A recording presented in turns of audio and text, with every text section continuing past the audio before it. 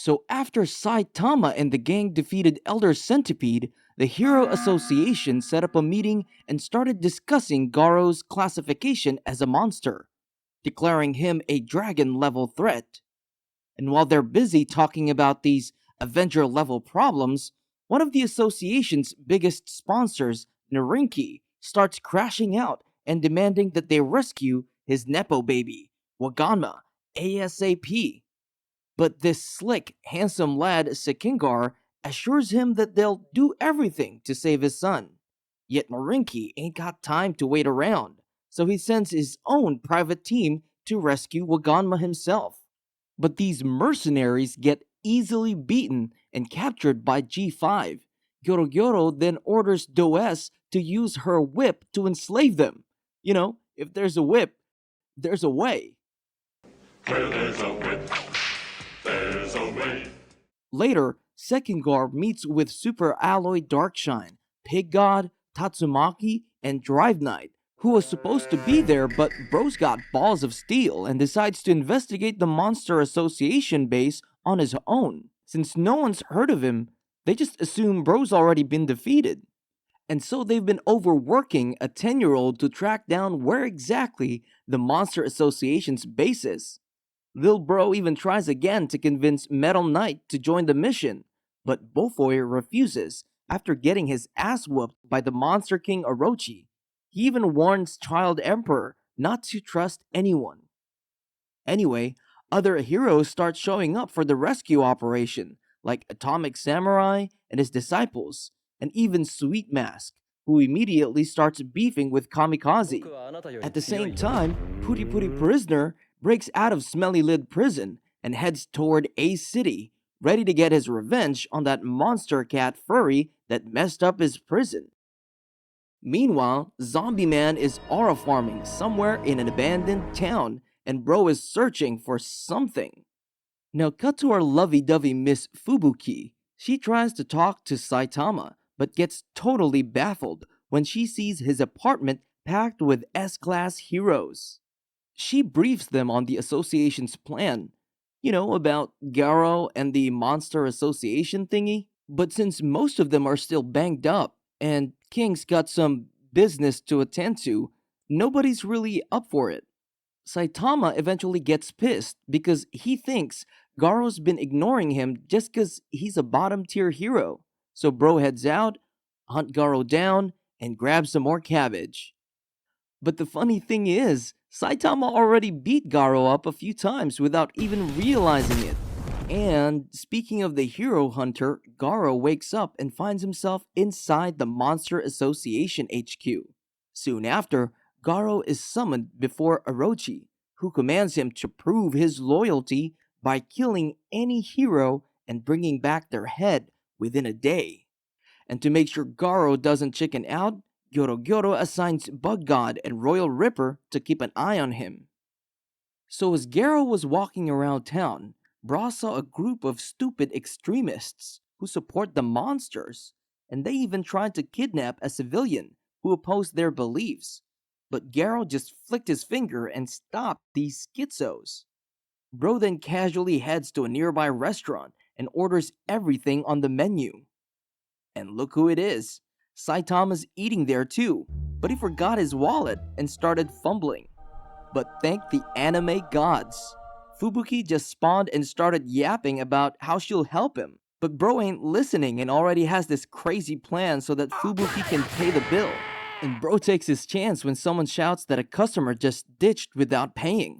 So Saitama rushes out of the restaurant to catch the culprit, even though Bro's technically doing the same thing.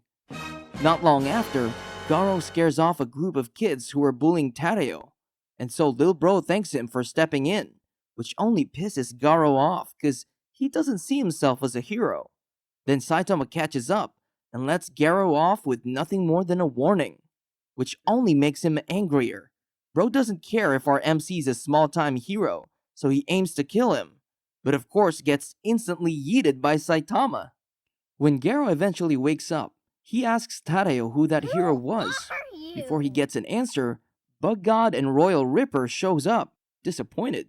When Ripper orders Garou to kill Tadeo to prove himself, Garou, of course, refuses. He tells Tadeo to run and scolds him to toughen up.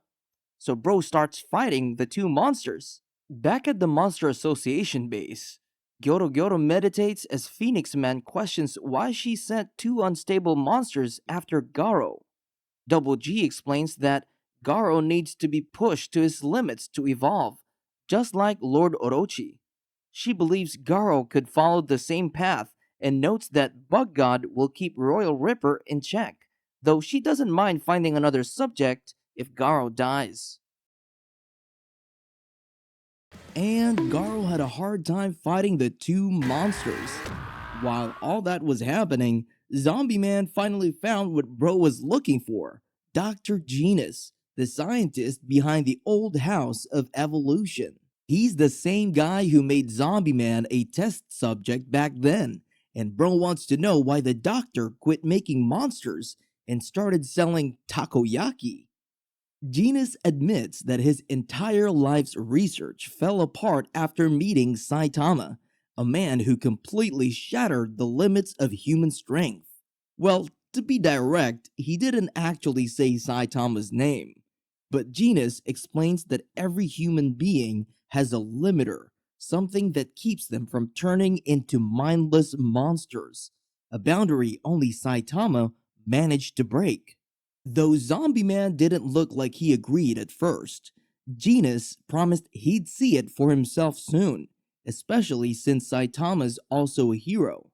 Back at the fight, Garo's really struggling against the two monsters, and things get worse when another monster captures Tadeo. Bro gets distracted, and as he lets his guard down, Royal Ripper slashes his back, then keeps slashing over and over, only stopping when Bug God intervenes. Then, the monsters take the kid and leave Garou bloodied on the ground. At Saitama's place, Genos, King, Bang, and Bomb wait nervously for him to come back.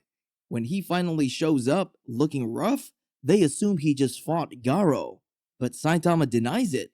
Bro has no idea he already whooped Garou's ass again. Yet Saitama had a bigger problem. He forgot his cabbage. Thankfully, Fubuki spawns in with a cabbage and starts scolding Saitama for making her pay for his food.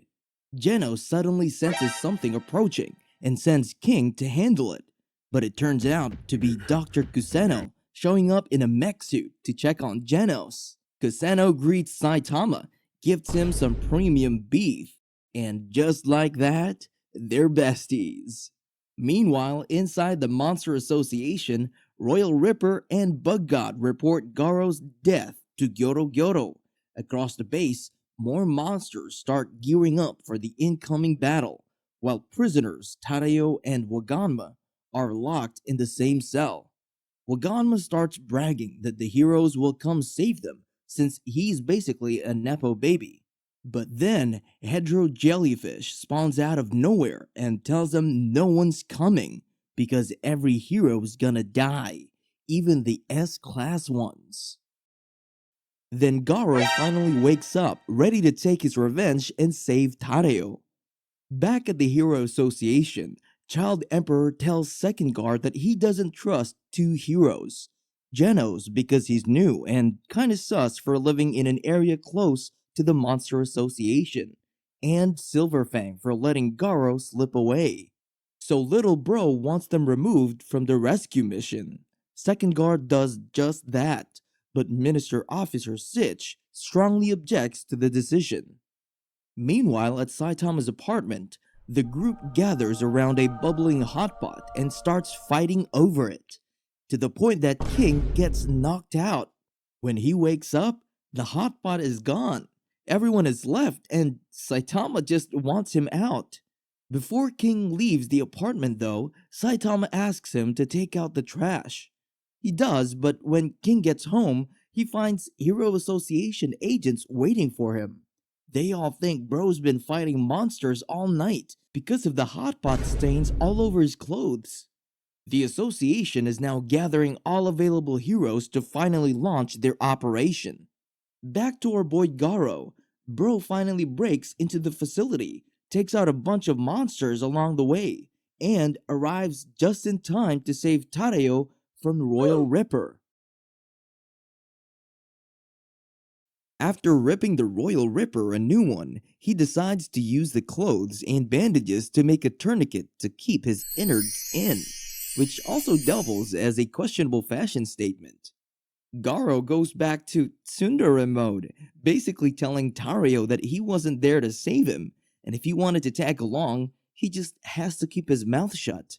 The scared and snot-covered little boy tries to keep up, begging Garou to save the other kid who was there as well, until they encounter the six-eyed black dog from hell.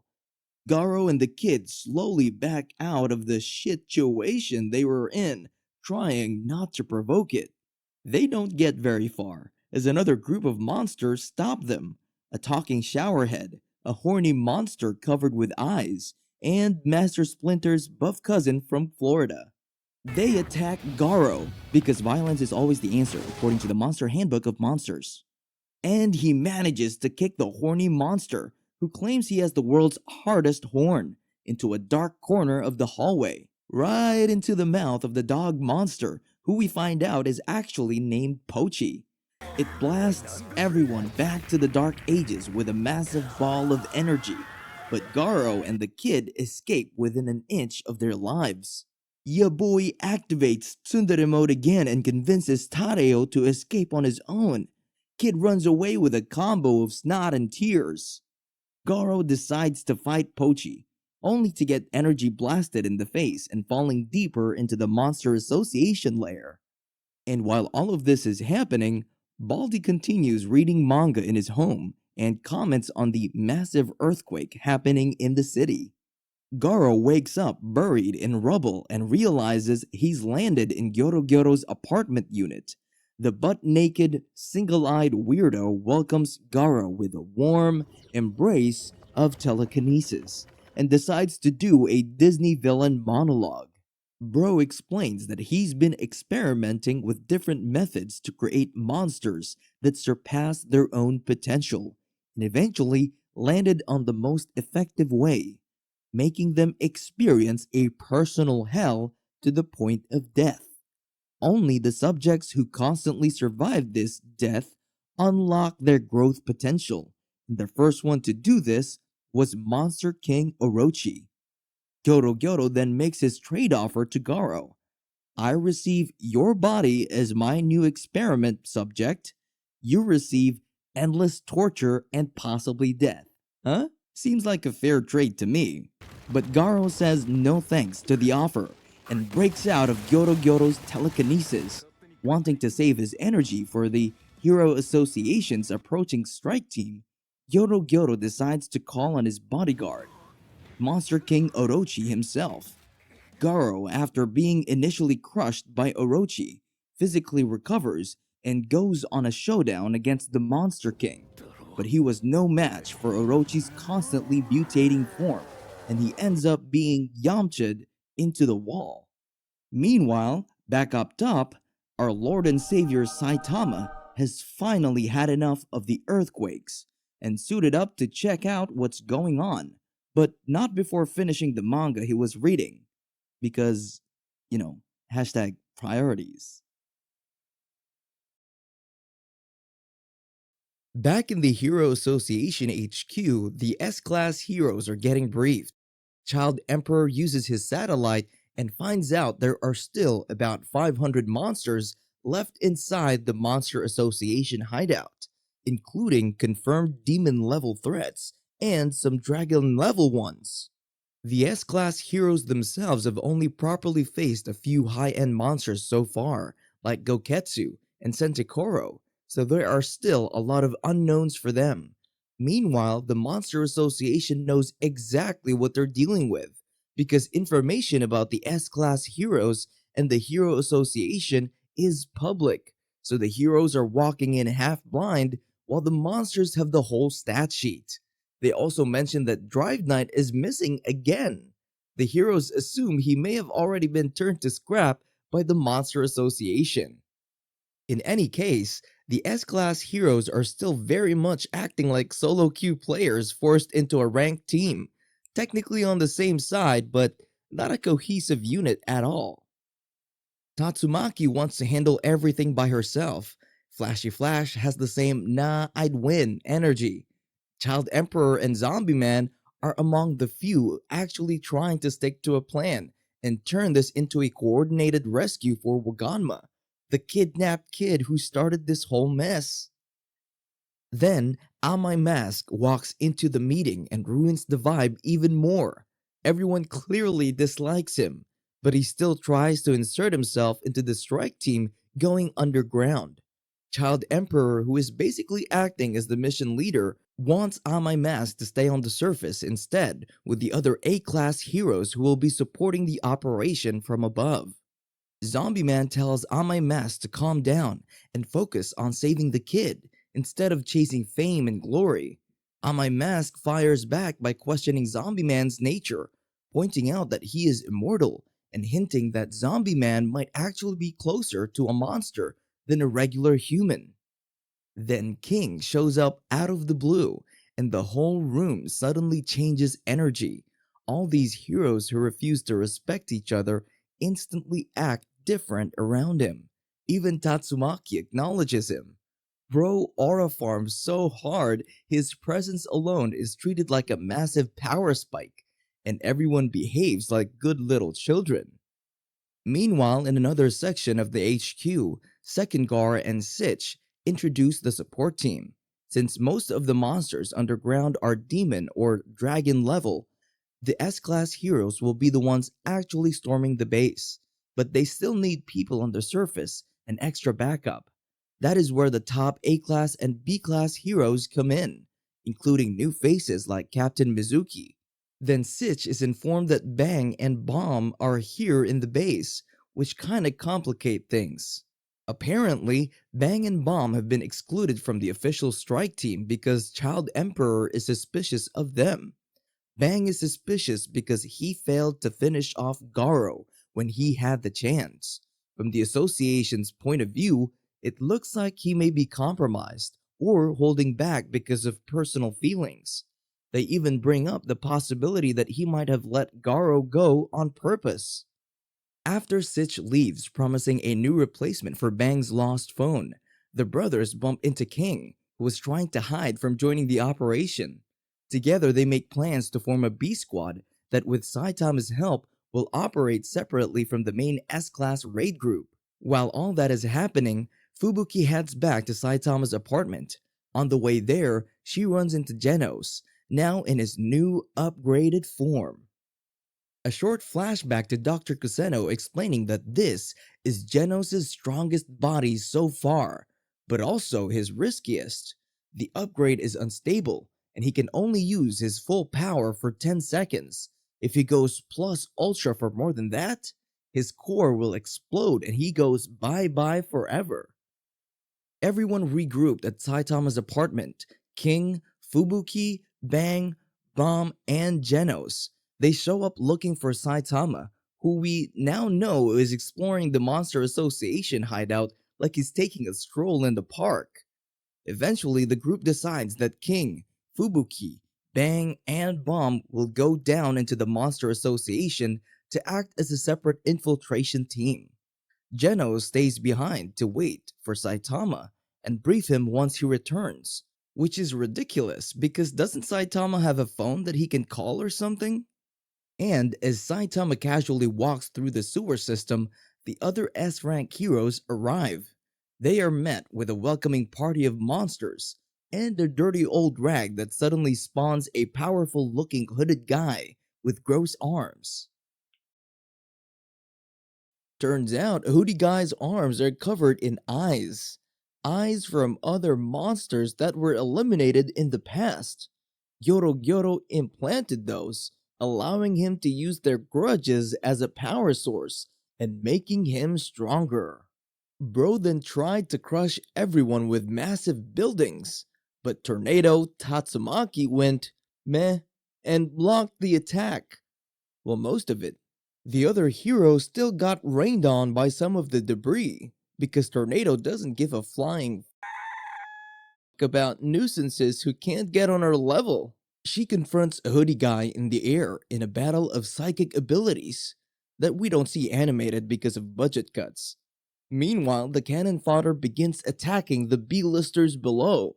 For the most part, the heroes succeed with a combination of flashy and cringy moves that could only come from side characters getting their 15 seconds of fame.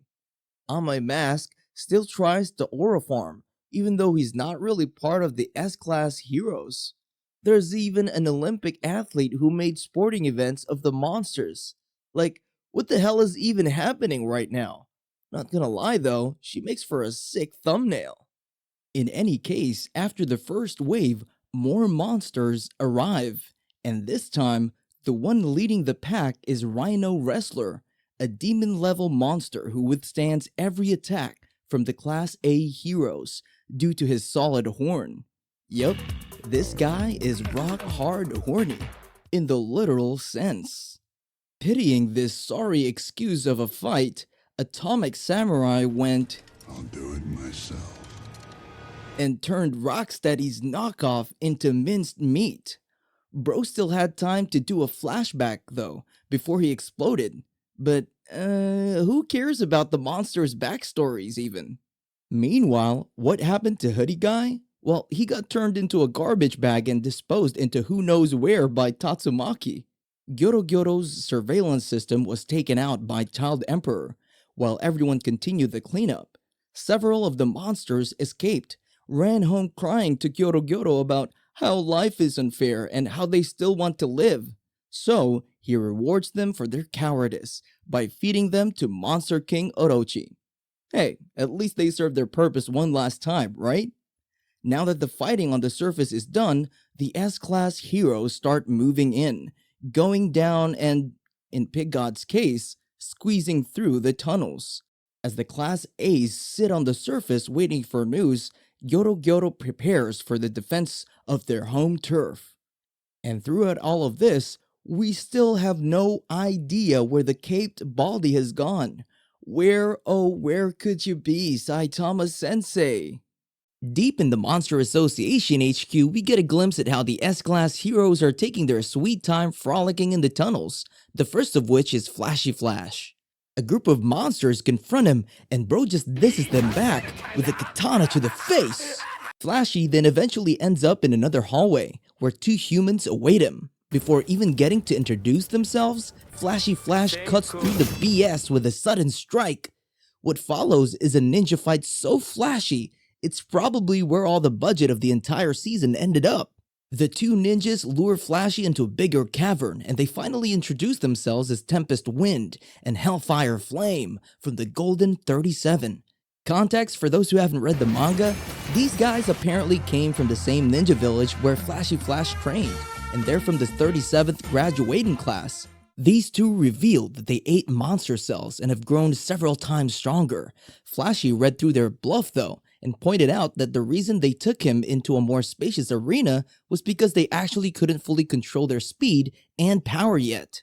The monsterized ninjas tried to finish off our boy with their 1-2 combo, but after a succession of flashy kicks and his absolute technique, Flashy Slash, Tempest Wind and Hellfire Flame ended up like broken pieces of Kit Kat lying on the floor.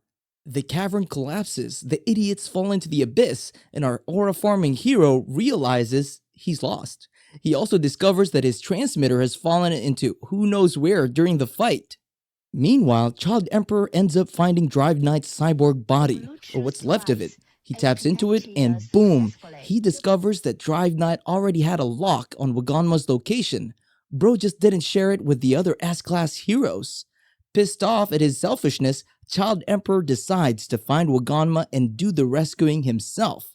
As he heads out, he's confronted by Phoenix Man. Remember that guy? The colorful Birdman who saved Garou at the end of Season 2? Yeah, he tries to stop Child Emperor, going into a villain monologue about how he'll eventually take the Monster King title from Orochi.